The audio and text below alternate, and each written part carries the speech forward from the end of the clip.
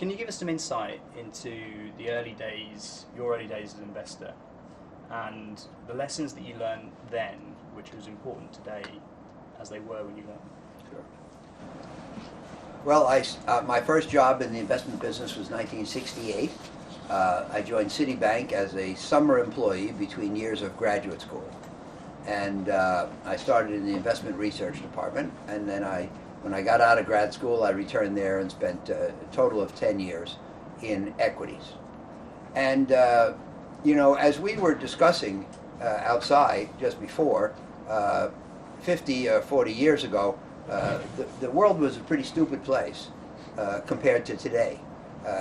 Just about everybody is smarter than they used to be, or at least they have access to more information, which is different from intelligence. But, I can think back to several examples of, I would say, the naivete of the investment world at that time.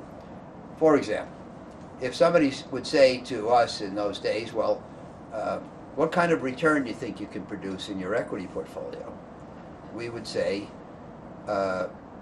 12. They'd say, how do you get that? Well, you say, well, stocks produce around 10, so if you try a little, should be easy to be about 20% above average.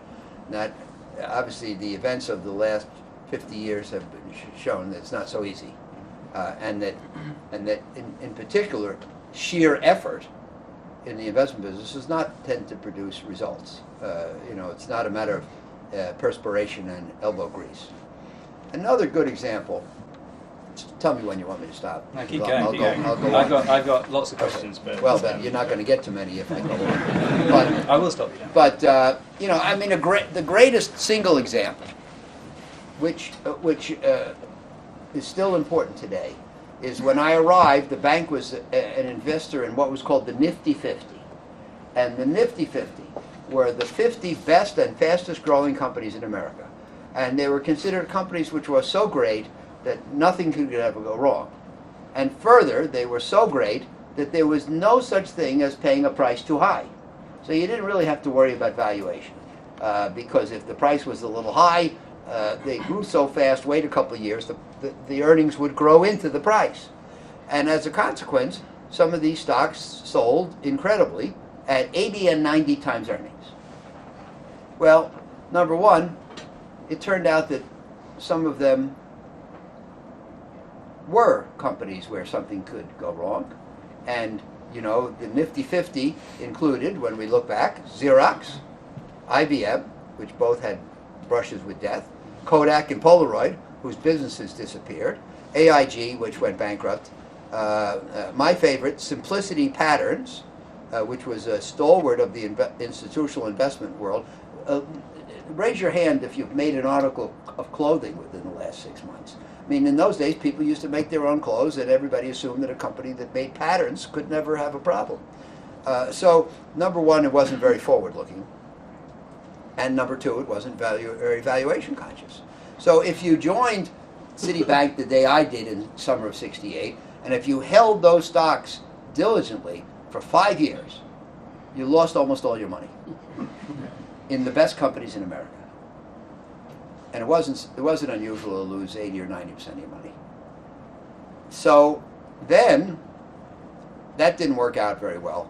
And by '77, the bank brought in a new chief investment officer who brought in a new regime, which was not growth stocks. And I got lucky. I wasn't fired. I was asked to switch to the bond department to start a convertible bond fund, which was a backwater that very few people knew anything about. And so I was ecstatic and just trying to get know a few securities better than everybody else, and try to make a little money with a small amount of capital under management. And then that summer, in August of '78, I got the phone call that changed my life. And the head of the bond department said, there's a guy out in California named Milken or something, and he deals in something called high-yield bonds, and can you figure out what that means?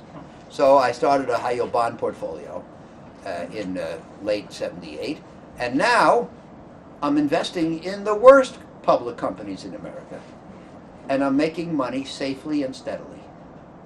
So this was an incredible lesson. You lost money in the best companies in America. You made money safely and steadily in the worst companies in America. So what's the lesson? Number one, that good investing does not consist of buying good things. It consists of buying things well. It's an enormous lesson.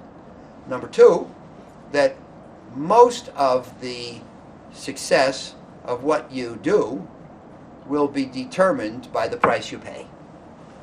And, anybody who says that's a good idea or a bad idea without inquiring first about the price is really off the beam. And if you, in those days, of course, we didn't have computers, and if you reached down from your desk onto the shelf, if you could, and you pulled down what was called Moody's Manual, which was a book about this thick on onion skin paper, so really thin paper, but the book was this thick, nevertheless, and it had the information on every bond in one book. And if you looked and it like said... your Bloomberg terminal there. Yes, right. But if you looked and you said, what is the definition of a B-rated bond? It said, fails to possess the characteristic of a desirable investment. And how can you say that if you don't know the price? That's essentially saying, for this bond, there's no price at which it's a good buy, which is as stupid as with the Nifty 50 saying, for this company, there's no such thing as a price which is excessive. And that just shows you the error of those times. Now, fast forward, 1978, Michael Milken kind of invents the high-yield bond world. The premise was that, and prior to Milken and to that moment of 77, 78, low-rated bonds, speculative grade bonds, bonds below BBB, could not be issued because Moody said they lacked the characteristics of a desirable investment. You could not issue a double B, single B, triple C bond, period. Milken's creation was the realization that even if a company is of low quality, there must be some rate of interest which is sufficient to compensate for that risk. And high-yield bond, speculative bond issuance began in 77, 78, and of course, it's a big deal now. High-yield bonds are $1.3 trillion in the U.S., and leveraged loans are probably $1.5 trillion or something like that. And more importantly, though, so what was the underlying principle?